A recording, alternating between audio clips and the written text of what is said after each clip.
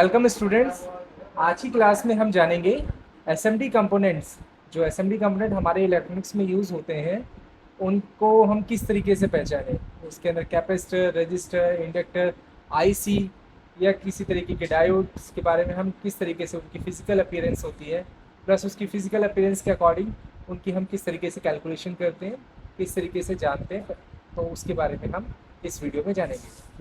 जैसे कि आप देख पा रहे हैं मेरे पास एसएमडी आइडेंटिफिकेशन बोर्ड है। एसएमडी आइडेंटिफिकेशन बोर्ड में हम जैसा देख पा रहे हैं यहाँ पे कैपेसिटर, पोलराइज कैपेसिटर्स हैं, जिसके अंदर ये टेंटलम कैपेसिटर है। हमारे पास इलेक्ट्रोलाइटिक कैपेसिटर्स हैं जैसे कि आपको दिख रहा होगा। देन हमारे पास ये रजिस्टर्स हैं। रजिस्टर्स में भी अलग अलग टाइप के रजिस्टर्स हैं इसके अंदर अवेलेबल। देन हमारे पास प्रीसेट्स हैं। प्रीसेट्स एक वेरिएबल रजिस्टर की तरह काम करते हैं, तो ये वेरिएबल रजिस्टर ये एक तरीके के। हमारे पास ये कैपेसिटर हैं, नॉन पोलराइज्ड हैं। ये पोलराइज्ड थे कैपेसिटर्स, ये नॉन पोलराइज्ड कैपेसिटर्स हैं। इसमें 0402 1210 ये कुछ कैपेसिटर्स हैं डिफरेंट टाइप्स के। और देन हमारे पास नेटवर्क एरे है कैपेसिटर्स के लिए। हमारे पास रेजिस्टेंस में भी नेटवर्क एरे है। यहाँ पे हमारे पास कैपेसिटर में नेटवर्क एरे है। किस तरीके से फिजिकली ये दिखता है आप देखकर पहचान सकते हैं इसको। देन हमारे पास कुछ आईसीज हैं अलग अलग टाइप्स की। देन हमारे पास कुछ ट्रांजिस्टर्स हैं। ये फिज़िकली कैसे अपीयर होते हैं किसी सर्किट के अंदर आपको पहचानने में थोड़ी आसानी होगी अगर आप यहाँ से इनको पहले से चेक कर पाएंगे, ऑब्जर्व कर पाएंगे। ये कुछ डायोड्स हैं हमारे, ये इंडक्टर्स हैं, ये एलईडीज़ हैं और ये हमारा क्रिस्टल ऑसिलेटर है। तो हम शुरुआत करते हैं कैपेसिटर से। तो कैपेसिटर्स जैसा कि आप चेक कर पा रहे होंगे, कैपेसिटर्स अलग अलग टाइप की कैपेसिटर्स हैं। जैसे यहाँ पे 3216 कैपेसिटर आपको नज़र आ रहा होगा, 3216, 3528, 6032 और 7343। ठीक है, तो इसमें जो फर्स्ट वाली डिजिट होती है जैसे 7343, तो फर्स्ट डिजिट जैसे 7.3 ये इस इसकी लेंथ हो जाएगी। ये लेंथ है, लंबाई इस कैपेसिटर की। ये साइज़ को एक्चुअली में जो 7343 है ये साइज को दर्शाता है। 7.3 mm इसकी लेंथ हो जाएगी और 4.3 mm इसकी ब्रेड्थ हो जाएगी। ठीक है, तो ये चीज़ इससे पता चलती है जो ऊपर लिखा हुआ है। जैसे इसमें लिखा है 6032, तो 6 mm इसकी लंबाई हो जाएगी और 3.2 mm इसकी ब्रेड्थ हो जाएगी। सिमिलरली 3.5 mm इसकी लेंथ हो जाएगी और 2.8 इसकी ब्रेड्थ हो जाएगी। यही चीज़ें इसके अंदर चलती है टेंटलम कैपेसिटर में। टेंटलम कैपेसिटर में आपको दिख रहा होगा ये येलो कलर में है और ऊपर एक थोड़ा डार्क येलो में एक मार्किंग है। तो यानी ये पोलैरिटी को इसको शो करता है। ये पॉजिटिव एंड होता है, इसका पोलैरिटी होता है। जैसे पता है आपको कैपेसिटर पोलराइज्ड है तो ये पोलैरिटी बताता है। तो ये प्लस पॉजिटिव एंड ये होता है जो डार्क कलर से है। ठीक है, डार्क येलो, और थोड़ा लाइट येलो जो है ये एंड, ये हमारा नेगेटिव एंड होता है इसके अंदर। ठीक है, इसकी बॉडी पे भी अगर आप थोड़ा गौर से देखेंगे तो बॉडी पे भी आपको नज़र आ रहा होगा 50 वोल्ट। 50 वोल्ट तो आपको नज़र आ ही रहा होगा। तो 50 वोल्ट यानी 50 वोल्ट की कैपेसिटी वाला है ये कैपेसिटर है हमारा। और 335 मीन्स 3 3 इंटू 5 का मतलब जो पहले दो नंबर्स होते हैं वो तो उसकी वैल्यू होती है, जो लास्ट वाला होता है नंबर वो मल्टीप्लाइंग फैक्टर होता है। 5 मतलब 10⁵। इट मीन्स ये 3.3 माइक्रोफेरेड का कैपेसिटर है। ठीक है, तो इसकी कैपेसिटेंस हम इस तरीके से निकाल सकते हैं। और भी कोई कैपेसिटर होगा तो हम उसकी कैपेसिटेंस इस तरीके से ही निकालते हैं। ठीक है, ये विजिबल हमारे पास यही सबसे बड़ा है तो इसी में विजिबल हो रहा है इसके बॉडी पे मार्क। अगर नहीं हो पा रहा है, अगर किसी दूसरे पे विजिबल होगा तो हम उसका भी इसी तरीके से निकालते हैं। नीचे हमारे पास इलेक्ट्रोलाइटिक कैपेसिटर्स होते हैं। अलग अलग कैपेसिटर्स हैं हमारे पास, जैसे 4 इंटू 5.3, 6.3 इंटू 5.3। तो जो फर्स्ट यूनिट होता है इसके डायमीटर को रिप्रेजेंट करता है और सेकंड यानी 5.3 इसकी हाइट को, कैपेसिटर की हाइट। फर्स्ट जैसे 4 mm डाया होता है इसका 6.3 mm डाया है, इसका 8 mm डाया है और इसका 10 mm डाया प्लस इसकी जो हाइट है वो भी 10 mm है। ठीक है, आप देख रहे होंगे, मैं इसको थोड़ा और दिखाता हूँ हाइट भी ताकि आपको नज़र आ जाएगी किस तरीके की हाइट आती है इसके अंदर। ठीक है, अब इसकी बॉडी के ऊपर हम देख रहे होंगे, बॉडी के ऊपर कुछ वैल्यूज़ नज़र आ रही है। जैसे यहाँ पे लिखा हुआ है 1050,514, आपको नज़र आ रहा होगा 1050,514। तो ये क्या होता है, जैसे कि इसमें 10 तो ये माइक्रोफेराड है, 50 वोल्ट है। ठीक है, 10 माइक्रोफैराड और 50 वोल्ट का है ये। इसका पोलैरिटी हम चेक करेंगे तो ये जो ब्लैक वाला एंड है ये इसका नेगेटिव एंड होता है, और जो ये सिल्वर कलर का जो पार्ट है ये इसका पॉजिटिव एंड होता है। नेगेटिव और पॉजिटिव हम इसको ऐसे पहचान सकते हैं। इसकी बॉडी पे भी यहाँ पे लिखा हुआ है इसका, जैसे ये 10 माइक्रो, ये भी क्या है कि 1000 माइक्रोफैराड का है और 10 वोल्ट पे चलने वाला कैपेसिटर है। ठीक है, बॉडी पे इसके यहाँ पे मेंशन है। तो ये इस तरीके से हम इसको पहचान सकते हैं। अगला हमारे पास रजिस्टर्स आ जाते हैं। रजिस्टर्स आप देख रहे होंगे कि अलग अलग टाइप के रजिस्टर्स आपको नज़र आ रहे होंगे। इनकी बॉडी पे भी कुछ रिटर्न है, लिखा हुआ है। जैसे इस पर लिखा है 101। 101 मीन्स कितना हुआ, जैसे 101 हुआ तो 101 हम देखेंगे तो 101 इट मीन्स क्या हुआ, हम इसको 10 इंटू 10⁻1 इट मीन्स कितना हो जाएगा 100 ओम। ये 100 ओम का रजिस्टर है हमारा। इस तरीके से आप और दूसरे भी रजिस्टर्स की वैल्यूज़ को कैलकुलेट कर सकते हैं। इनकी बॉडी पे लिखा होता है डिजिट्स, कुछ 4 डिजिट्स वाले होते हैं, कुछ 3 डिजिट्स वाले होते हैं। 3 डिजिट्स वाले जो भी रजिस्टर्स होते हैं उनकी जो टॉलरेंस होती है वो 5% होती है। जो 4 डिजिट वाले रजिस्टेंस होते हैं उसकी टॉलरेंस हमारी 1% होती है। तो जितनी एक्यूरेसी चाहिए उसके अकॉर्डिंग हम इसका इन रजिस्टेंस को इस रजिस्टेंस का इस्तेमाल कर सकते हैं। हमारे पास कुछ अलग टाइप का भी रजिस्टेंस आपको नज़र आ रहा होगा जिसका नाम है MELF। It means cylindrical register। MELF register is a cylindrical register SMD for high reliability, superior thermal performance and excellent stability के लिए हम इस तरीके के MELF जो रजिस्टर्स होते हैं इनका इस्तेमाल करते हैं। हमारे पास कुछ प्रीसेट्स भी हैं, जैसे कि आप देख पा रहे होंगे 4mm 4mm इनका साइज़ है, ये डाया साइज़ है 4mm के प्रीसेट। एक तरीके के वेरिएबल रजिस्टर्स होते हैं जिनका इस्तेमाल हम फाइन ट्यूनिंग्स के लिए करते हैं सर्किट्स के अंदर। ठीक है, जहाँ पे वेरिएबल रेजिस्टेंस की रिक्वायरमेंट होती है और फाइन ट्यूनिंग एडजस्टमेंट करना होता है तो हम इस वेरिएबल रजिस्टर के थ्रू करते हैं।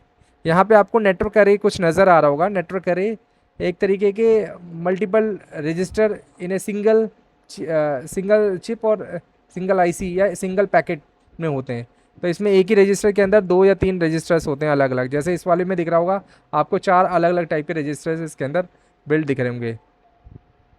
देखेंगे 8 लीड है, 8 कनेक्टर्स हैं, 4 इस तरफ 4 इस तरफ, तो यानी 4 रजिस्टर्स इस नेटवर्क कैरी में हैं। ठीक है, सिमिलरली हमारे पास कैपेसिटर्स होते हैं। कैपेसिटर्स हमारे पास वो पोलराइज कैपेसिटर्स हैं या नॉन पोलराइज कैपेसिटर्स हैं। यहाँ पे भी हम देखेंगे तो 0402 करके आपको ये नंबर आ रहा होगा, ये इंचज़ में है। 0.04 इंच इंटू 0.02 इंच, ये इसमें लंबाई देन चौड़ाई। पहले लंबाई 0.04 लंबाई के लिए है, लेंथ के लिए, और 0.2 इसकी चौड़ाई के लिए।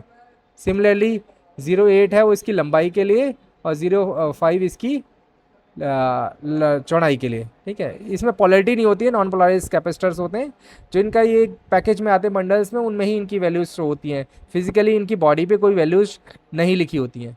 ठीक है, इनकी वैल्यू काफ़ी कम होती है, मोस्टली ये नैनो फैराड या पीको फैराड्स में होते हैं। ठीक है, LCR मीटर की मदद से हम इसको चेक कर सकते हैं कि किस वैल्यू का ये कैपेसिटर है। सेकेंड, ये हमारे पास नेटवर्क करें, वही सिमिलरली जिस तरह रजिस्टर में होते हैं नेटवर्क करें, क्योंकि सिंगल बॉडी में ये 2 या 3 रजिस्टर या 4 रजिस्टर्स के पैकेजेस होते हैं। जैसे ये वाला भी रजिस्टर जो है 4 रजिस्टर का 4 कैपेसिटर का पैकेज है। ठीक है, इस तरीके से रजिस्टर में भी होता है, कैपेसिटर में होता है, इसको नेटवर्क कैरी कहा जाता है। ठीक है, हमारे पास ICs होती हैं। ठीक है, अलग अलग टाइप की SO 8 means small outline 8 pin. SO 14 मतलब स्मॉल आउटलाइन 14 पिन। SO 16 मतलब small outline 16 pin. SO 20 small outline 20 pin. SO 24 small outline 24 pin. इनकी बॉडी पे भी इनकी डिटेल्स लिखी होती हैं। ज़्यादा जानकारी के लिए जो ICs हैं, हमें कौन सी पिन क्या क्या काम है वो सब हम इनकी डाटा शीट से निकाल सकते हैं। डाटा शीट आप जैसा इनके IC के नंबर के साथ आप डाटा शीट सर्च करेंगे गूगल पे तो आपको इनकी डिटेल्स आपको नज़र आएंगी, कौन से पिन का क्या वर्क है वो सब आपको इसके अंदर पता चल जाएगा। इसमें अगला हमारे पास ये डीपैक आईसी है, ये आईसी का टॉप व्यू है, ये बॉटम व्यू। आईसी बॉटम से किस तरीके से दिखती है, ठीक है, ये हीट करके हम उसको फिट किया जाता है। तो टॉप से ये कुछ इस तरीके से दिखती है, और जब हम इसको गरम करके, मतलब हीट गन से गरम करके इसको जब हम प्लेस करते हैं, मतलब सरफेस पे माउंट, पीसीबी में माउंट करते हैं, तो वो इसका बैक साइड का फ्रंट जो बॉटम एंड वो इस तरीके से दिखता है। टॉप व्यू ये होता है। ये डीपैक आईसी है जिसको डिस्क्रीट पैकेज में आईसी होती है। तो इनका भी इस्तेमाल ये तरीके की, एक तरीके की हमारे पास LM, ये एक रेगुलेटर, वोल्टेज रेगुलेटर की आईसी है, ठीक है। L78M05 रेगुलेटर आईसी है, ठीक है। तो इसका LM आईसी है, इसका भी इस्तेमाल हम कर सकते हैं। हमारे पास यहाँ पे आ जाते हैं तो हमारे पास कुछ ट्रांजिस्टर्स हैं, जिसको SOT23, SOT35, 353, SOT363, इस तरीके से अलग अलग टाइप के हमारे ट्रांजिस्टर होते हैं। इनकी फुल स्मॉल आउटलाइन ट्रांजिस्टर कहा जाता है। SOT की फुल फॉर्म ये होती है।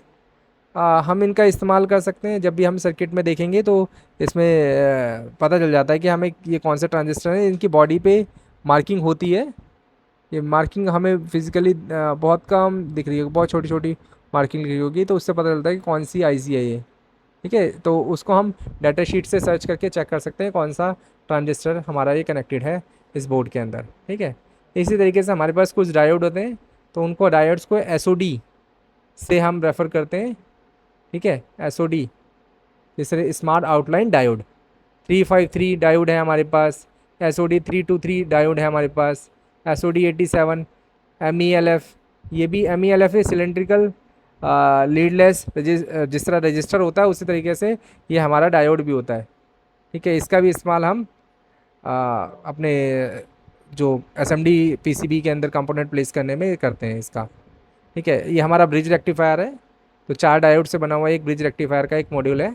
इसका इस्तेमाल हम कोई भी पावर सप्लाई को बनाने के लिए हम इस्तेमाल करते हैं।